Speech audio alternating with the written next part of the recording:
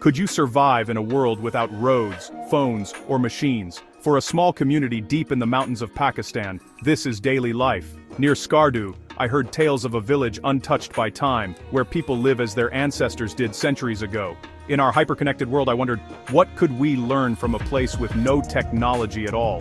My journey began with a story from an old guide in Skardu, who spoke of the village with deep respect. He described a place where time is measured by the sun and seasons, not by clocks. The path, he warned, was a true test of endurance, no shortcuts, no easy ways in.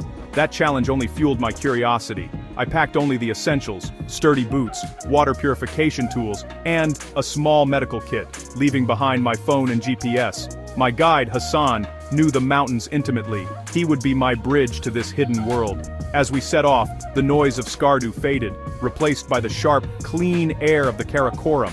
The mountains loomed, giants of rock and ice, silent guardians of the village. The path was a thin line etched into the mountainside, demanding focus with every step. One wrong move could mean disaster. Nature here is raw and unforgiving. It demands respect and your full attention, yet this was exactly where I needed to be. The adventure was about to begin, and the unknown called to me.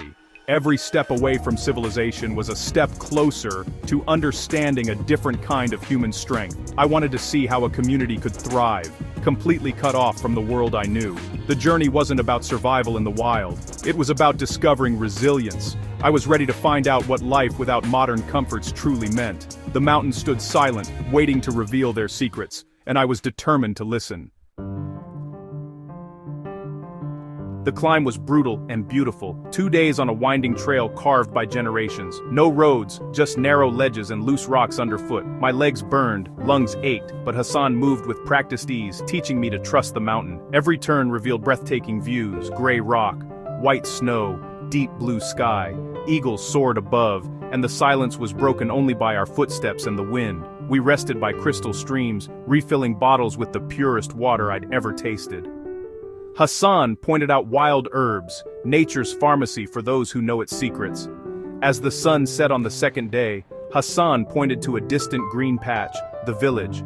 It looked impossibly small, a splash of life in a world of stone. The sight gave me a surge of energy for the final steep descent. Entering the village was surreal. One moment wild mountains, the next a place of order and community. The air changed, filled with wood smoke and damp earth. Goat bleats and children's laughter replaced the silence. It felt like stepping into another time. The world of deadlines and technology vanished. I had arrived in a place that time had seemingly forgotten. Here, I was ready to listen to stories shaped by isolation and resilience. The transition was complete, from the chaos of modern life to the calm of tradition. I was finally in the heart of the mountains, where life moves to a different rhythm. And I was eager to learn. The village is defined by what's missing. No cars, no engines, just the sound of goats and footsteps. Paths are narrow, built for people and animals, not machines. Everything is within walking distance because walking is the only way. There's no phone, no internet, no postal service. News travels with the rare visitor. This isolation breeds self-reliance. The community solves its own problems. Bonds here are tangible. Neighbors depend on each other for survival and comfort. Every task is done by hand, carrying firewood, grain, and building materials. Children trek steep paths with school books, building resilience from a young age. Life is a daily workout, connecting everyone to the effort required to survive. The village is a living museum, traditions preserved by isolation. Stories, songs, and farming techniques are passed down undiluted. The absence of modern conveniences isn't a loss, it's the foundation of their unique strength. Here, culture thrives, protected by the mountains. Their identity is shaped by what they do together, not by what they lack. The village's soundscape is striking. No hum of traffic, just the music of nature. Wind whistles through mountain passes, streams gurgle, and birds call from afar. The silence is full of peace, not emptiness. Life follows the sun.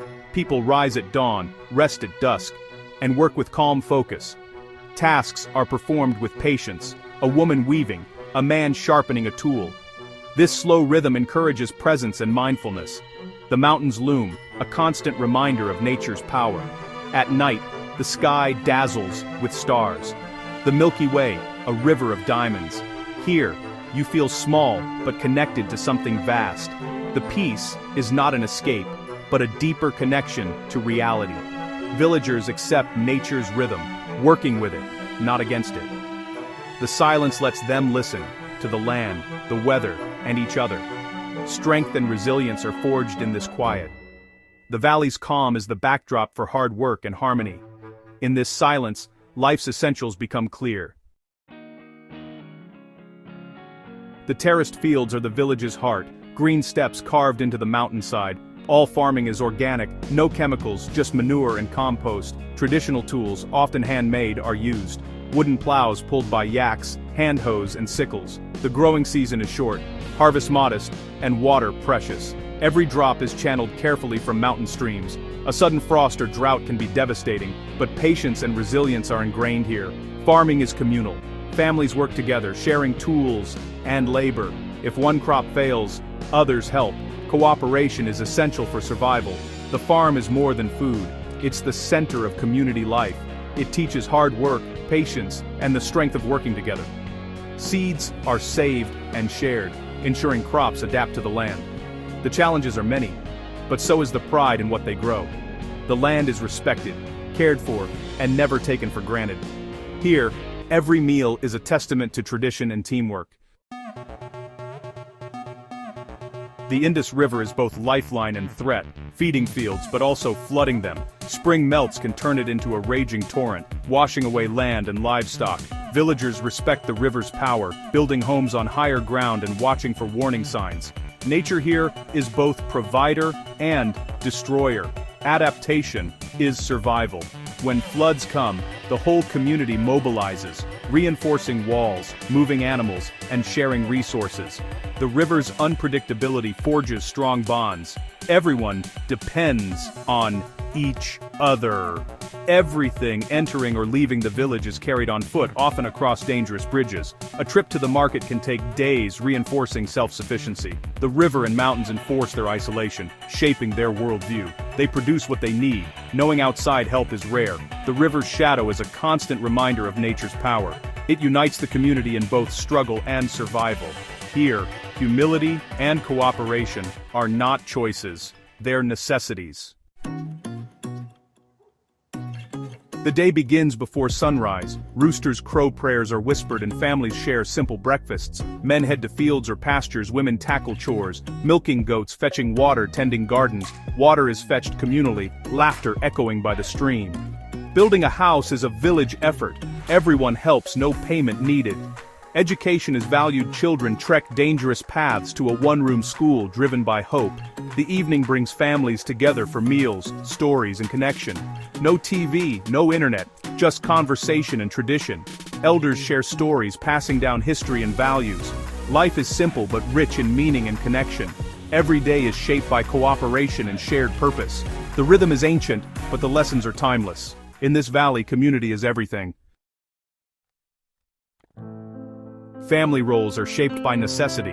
Men often leave for work in distant cities, sending money home. Women become the village's backbone, managing households, raising children, and farming. Their days are filled with hard labor, from dawn to dusk. Children help as soon as they're able, learning responsibility early. When men return, they bring news, goods, and help with heavy tasks. The family is a team. Each member's role is vital. Hardship brings the community closer. Neighbors help each other through illness or loss. There's no formal safety net. Support comes from each other. Stories of shared sacrifice and generosity abound. The spirit of mutual aid is their greatest asset. Here, survival depends on unity and shared effort. The lessons of family and community are lived every day. In this village, strength is measured by what you give, not what you own. My time in the village taught me that true strength lies in connection, not isolation. Here, nature is a partner, not an enemy. Respected, not conquered. Patience and humility are woven into daily life. You can't rush the harvest or command the rain. The greatest resource is community. Survival depends on sharing burdens and supporting one another. Their resilience is more valuable than any material wealth. The village challenges us to rethink what matters. Community over competition, patience over haste, and harmony with nature. As I left, I carried these lessons with me, a reminder that the strongest bonds are made of shared humanity. The hidden village is more than a place, it's an idea. It asks us to value what truly endures. In the shadow of the mountains I found not just a story, but a new perspective. And that, perhaps, is the greatest lesson of all.